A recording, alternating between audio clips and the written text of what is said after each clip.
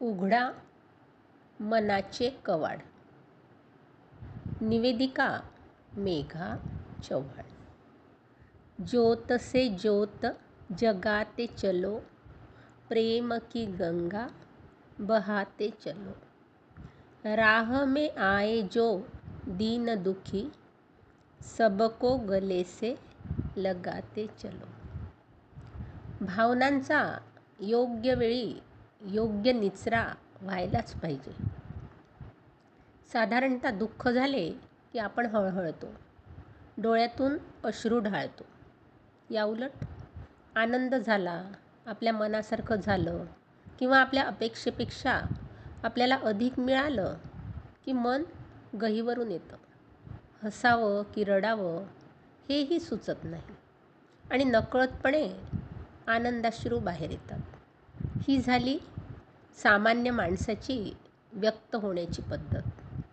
पण कधीकधी बरेच असे लोक आपल्याला बघायला मिळतात की त्यांना कुठल्याही परिस्थितीचा, प्रसंगाचा त्यांच्या मनावर काहीच परिणाम होत नाही. अशा लोकांची तुलना नेमकी कशासोबत करावी हे सांगणं आणि समजणं कठीणच. आयुष्यात म्हणा किंवा आपल्या दैनंदिन जीवनात असे कितीतरी क्षण, घटना, प्रसंग आपल्यासोबत घडतात. कसलाही मनात भाव न ठेवता कुणाकडे तरी व्यक्त करायच्या असतात. त्या जशाच्या तशा समोरच्या पुढे मांडायच्या असतात. पण कधीकधी असं होतं की आपल्या त्या भावना मोकळ्या मनाने मांडता येत नाही. आणि बरेचदा असं होतं की भावना व्यक्त करायला अशी व्यक्तीच समोर सापडत नाही. मग अशा कित्येक गोष्टी, भावना आपण आपल्या मनातच साठवून ठेवतो आणि त्या तशाच मनात घेऊन जातो. यावेळी वपूंच्या ओळींची आठवण झाल्याशिवाय राहणार नाही. ते म्हणतात, जगाचा निरोप घेताना माणूस इथून काहीही घेऊन जात नाही यावर माझा विश्वास नाही. आयुष्यभर ठसठसत असलेली पण सांगता न येणारी असंख्य दुःख तो आपल्याबरोबर नेतो.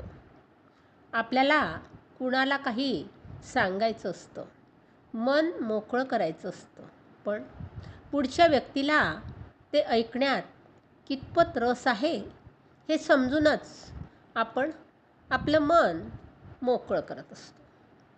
आयुष्यात बरेच प्रसंग, घटना होतात किंवा घडतातही. त्या आपल्याला आपल्या जवळच्या व्यक्तीजवळ व्यक्त करायच्या असतात. पण कधी विश्वास तर कधी वेळ नसतो आणि मग मनाच्या येवल्याशा कप्प्यात त्या घर करतात आणि कालांतराने त्या निघूनही जातात. कधीकधी सोबतही जातात.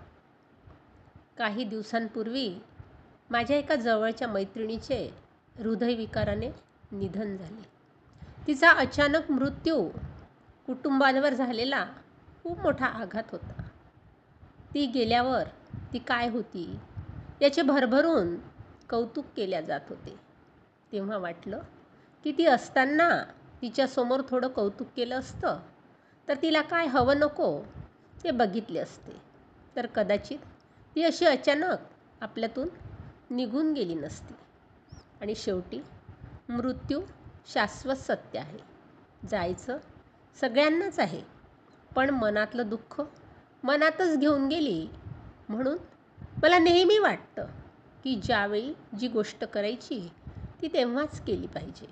करायचं राहिलं, जगायचं राहिलं, व्यक्त राहायचं राहिलं, असं उगाच राहिलं करत रडत बसण्यापेक्षा आयुष्यातील प्रत्येक क्षण जगायलाच पाहिजे. ज्यावेळी व्यक्त व्हायचं त्यावेळी व्हायलाच पाहिजे. वेळ आणि काळ शेवटी कुणासाठी थांबत नाही.